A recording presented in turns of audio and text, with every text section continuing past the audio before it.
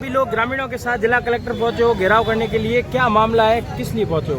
इसलिए आए हैं कि दस्ते नाडी के तालाब के अंदर पूरा अतिक्रमण हुआ है और पहले भी था। अब ये अतिक्रमण बबुल की झाड़ियाँ वगैरह का सफाई अभियान चल रहा है। साफ की हुई जमीन के अंदर नए अतिक्रमण हो रहे हैं और नए अतिक्रमण रोके और पुराने हैं उन सबको हटाया जाए अतिक्रमण। और मेरे ऊपर अपने कल हमला भी हुआ था, जान से मारने का प्रयास किया, धमकियां दे रहे हैं मारने की कि ये अगर यहाँ आगे दौड़ के गाड़ी भगा के आपने सबने देखा है, मैंने गाड़ी भगा ली थी, नहीं तो मेरी जान भी चली जाती, वहाँ जा सकती थी। और अभी भी धमकियां आ रही है कि वहाँ अगर देख लिया सरपंच प्रतिनिधि या सरपंच किसी कोई भी वहाँ आया हम मार देंगे, वो कर देंगे, सारी धमकियां दे रहे हैं वहाँ पे। तो कौन धमकियां दे रहा है? ये अतिक्रमी धमकी दे रहे हैं। जो अतिक्रमी ग्राम पंचायत की है या ग्राम पंचायत के नहीं है, अभी नए आया के बाहर बैठे हैं, कोई ग्राम पंचायत के है ही नहीं। इसमें ग्राम पंचायत के तो कई है, वो शांत है। तो आज आप अभी जिला कलेक्टर से मिल के आए हो, क्या कहा? साहब ने 2 दिन का टाइम दिया है, 2 दिन के अंदर अंदर ये अतिक्रमण हटाते हैं अतिक्रमियों को तो ठीक है, अगर 2 दिन के अंदर नहीं हटाते हैं तो हम धरना देंगे या धरने देंगे या यहीं बैठेंगे। आपने कहा कि मैं हटा दूँ। हाँ, 2 दिन का टाइम दिया है।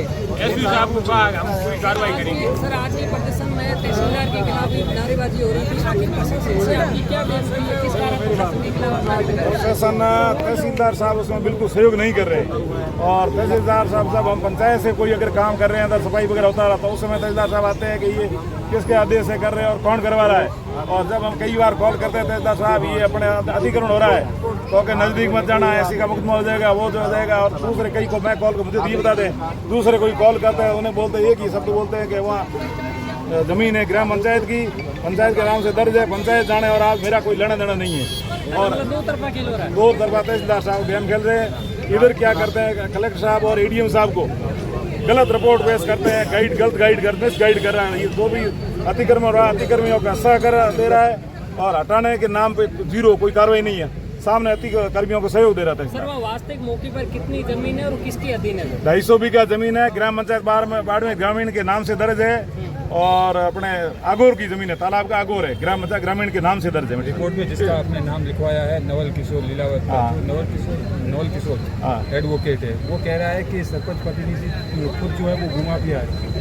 कहाँ मेरा एक भी बताइए, वो करे ना उसका तो मैं कई बताता हूँ कि उसके खुद के 4 बीघों के अंदर जो नाटी के आगोर के अंदर रूम बना के लाइट का 24 घंटा वहाँ लाइट, 24 घंटे पानी के फुहारे चल रहे हैं, यहाँ पानी के लिए कई तरस रहे हैं और वहाँ डायरेक्ट कनेक्शन वो कोई कार्रवाई नहीं कर रहा है। और वो कह रहा भूमा भी मेरा एक भी जगह कहीं अतिक्रमण हो या मेरे रिश्तेदार को, मैं तो कह रहा मेरे सबसे पहले मेरा हटाया जाए, ऐसा मेरा हो तो एक भी बताए। मैं पूरा ये कह रहा हूँ ना, तालाब का सब जगह मैं झूठा, अगर एक भी मेरा अतिक्रमण हो या मेरे रिश्तेदार किसी का हो तो। खेरा जी, आपने जो सवाल किया है, खेरा जी, बाड़मेर ग्रामीण के आप सरपंच प्रतिनिधि है, आप केवल आगोर को टारगेट करके यहाँ के तो अतिक्रमण हटवा रहे हैं, लेकिन जो गडरा चौराहे के पास रुकी की धानी है वहाँ का अतिक्रमण है, करोड़ों की जमीन पर अतिक्रमण है, उनके बारे में आप कार्रवाई क्यों नहीं करते? सबके खिलाफ, मैं तो सबके खिलाफ कह रहा हूँ। जो भी कलेक्टर साहब को दिया हुआ है, जो भी खसरे हैं ग्राम पंचायत के नाम, सारों खसरों को दिया हुआ, सारे खसरे पैमाइश करके, पैमाइश करना राजस्व अधिकारी और राजस्व कर्मचारी उनका काम है। मेरा जहाँ अतिक्रमण हो रहा है मुझे पता है, इस बैन खसरा तो ये मुझे यहाँ है, मगर किस जगह इसकी सीमा आ रही है, सीमा वगैरह वो तो सीमा ज्ञान करना वगैरह ये तहसीलदार साहब और राजस्व कर्मचारी इनका काम है, मेरा काम नहीं है। कल आपने रिपोर्ट दी, मामला दर्ज हुआ नहीं हुआ? मामला दर्ज हो गया उसमें। किन के खिलाफ रिपोर्ट दर्ज कराई आपने? जो ये मेरे पत्थर मारे थे और षड्यंत्रकारी है उनके खिलाफ किया। कितने लोगों के खिलाफ? ये 4-5 नामजद है, बाकी कुछ अन्य हैं। और अभी आप बात कर रहे थे कि अपने किसकी बात कर रहे थे ना, नवल किशोर एडवोकेट, उसी ने ही सारा आगोर की जमीनें बेची है भोले भाले गरीबों को।